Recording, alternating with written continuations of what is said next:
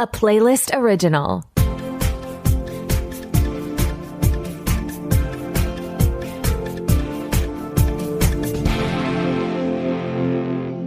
Welcome to the Pilot Podcast, where we review the pilot episodes of TV shows to answer your question, should I watch this? My name is Mitu. And my name is BJ. And this week, we're watching Win or Lose on Disney+. So stay tuned to find out how Mitu's softball team days were. Stay tuned for that indeed. And while they wait, how about you tell us a bit more about this show? Win or Lose follows a co-ed softball team, the Pickles, in the week leading up to their big championship game, with each episode coming from the perspective of different team members and adults participating in that game. In this first episode, we focus on the daughter of Coach Dan, voiced by Will Forte, Lori, voiced by Rosie Foss, and her sentient anxiety sweatball, Sweaty, voiced by Joe Firestone, as they handle the pressure of meeting expectations and feeling overlooked. So let's just go ahead and address the elephant in the room. Okay. Lori having her anxiety in the form of Sweaty, and this being made by Pixar, a Disney company, made me think of Inside Out. Very Inside Out to Electric Boogaloo. Inside Out Reloaded. And Friday. I'm not mad at it. At all. It worked. I thought it was very sweet. This was a cute series, and I think it's definitely useful in children's animated series to kind of personify or use different tools of showing anxiety and other feelings. What Pixar does very well is taking what's on the inside and bringing it to the outside. So not to, again, come back to Inside Out, but the hidden battle concept is one that I think Pixar has really cornered the market on. So getting to see a physical manifestation of the anxiety she feels was really helpful because it just drove the point home in both a funny way and in a sad way as the sweat ball gets bigger and bigger after interactions with her parents and with her teammates and with her peers. It just grounds it even more in the significance and the stakes of what we're seeing. And I would say what Pixar does really well is honor the emotions of young people, even if these things don't seem like a big deal to us as adults. Like this giant sweat ball and the way that Lori is reacting to the interactions with her parents and with her teammates and things helps to make clear that while it may seem like just a softball game, this is clearly like a big part of Lori's world. And the fact that she is not the best softball player, but her dad is the coach, she is facing Nepo baby allegations, and I fear she's not beating them.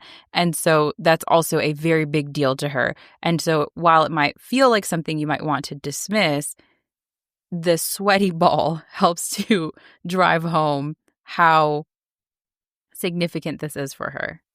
When you said that, I think of the SNL skit.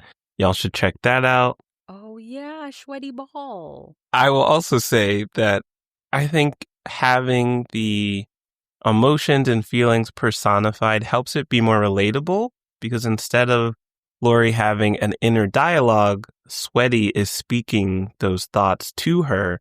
And it's kind of interesting to see her interact with her inner thoughts. And you feel it a bit more. And it also adds to the humor when you hear those kind of anxious thoughts that normally wouldn't be said out loud or would make a situation awkward when said out loud.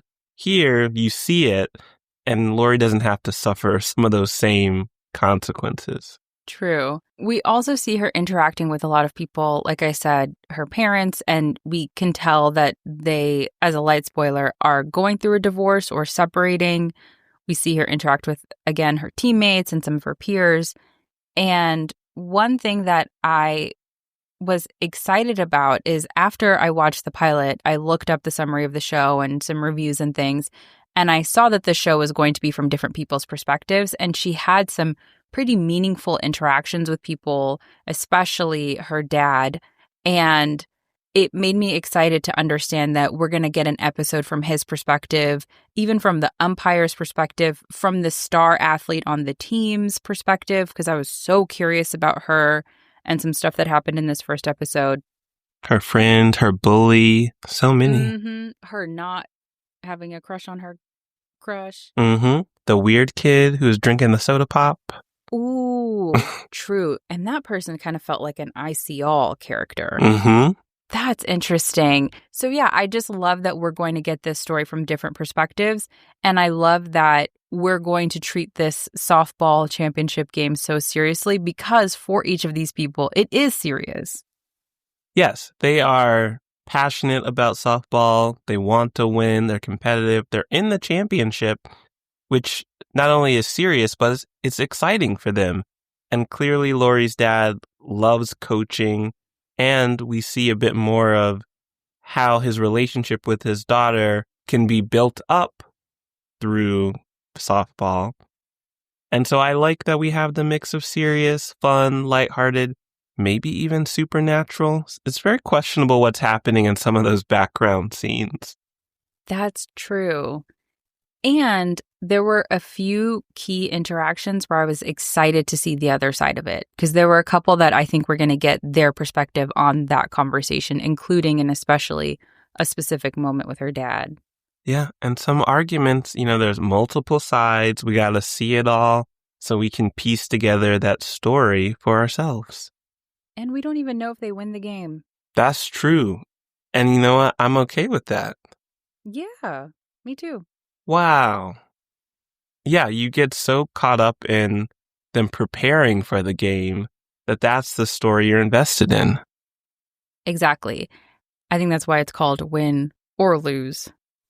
Well, I hope we find out now. Me too. Now that I've said it, I'm thinking about it. That's true. Look at us. I jinxed it. I'm sorry. You put that out there. I mean, that's what Pixar is skilled at, getting us to care about people's inner thinking and processes. So inclusive of the lead up to a softball game and maybe not even caring or thinking initially about the outcome of the game itself.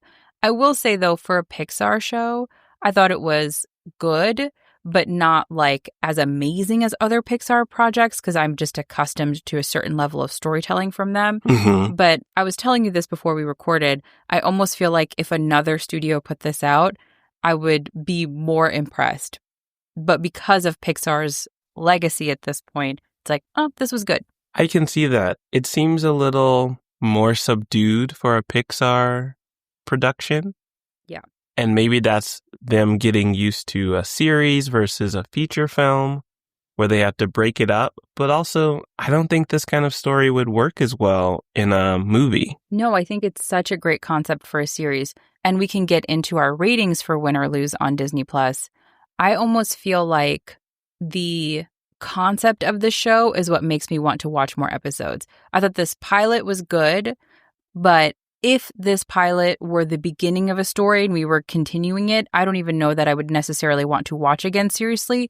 But what is pushing me from watching again casually too seriously is the concept. I'm so curious to look at the lead up to this game from different people's perspectives.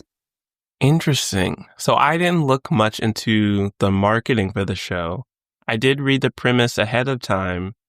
And I will say, light spoiler, they don't give any clues at the end of the episode that will explore new perspectives.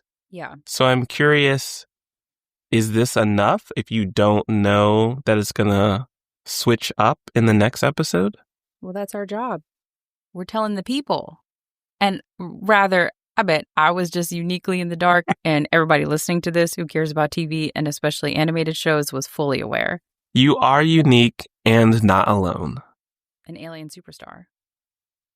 Sure, you can also be that. Would you watch more episodes of Win or Lose? I would. I would watch again, maybe while cooking.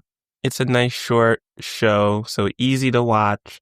And I think it'll be fun to build up each week as we get the different perspectives and maybe find out if they win or lose at the end of the season. All right, Beach. Can you remind me what your question was?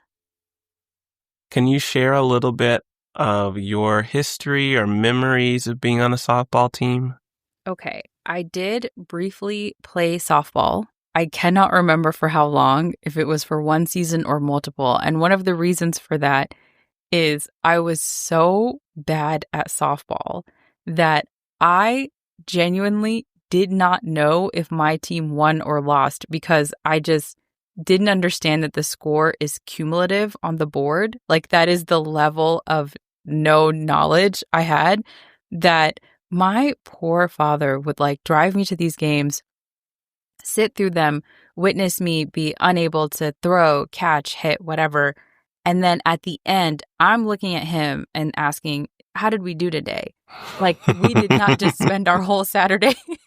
And in hindsight, when I think about like the idea of working all week and then taking my kid to this thing, and then my kid has the nerve to say, I don't even know if I won or lost, is bananas. But that is something I put my dad through. Well, at least you didn't have anxiety weighing you down. You seemed light and free out there. To the point where I was in right field, I think was like a less consequential position. Okay. Truly, my memory is like doing its best here. Yeah. And I had to fight the urge to just like sit down, enjoy time in the grass, being in a field. Like sometimes my dad would shout things at me to help me like keep paying attention or just keep conversation, because otherwise I would zone out.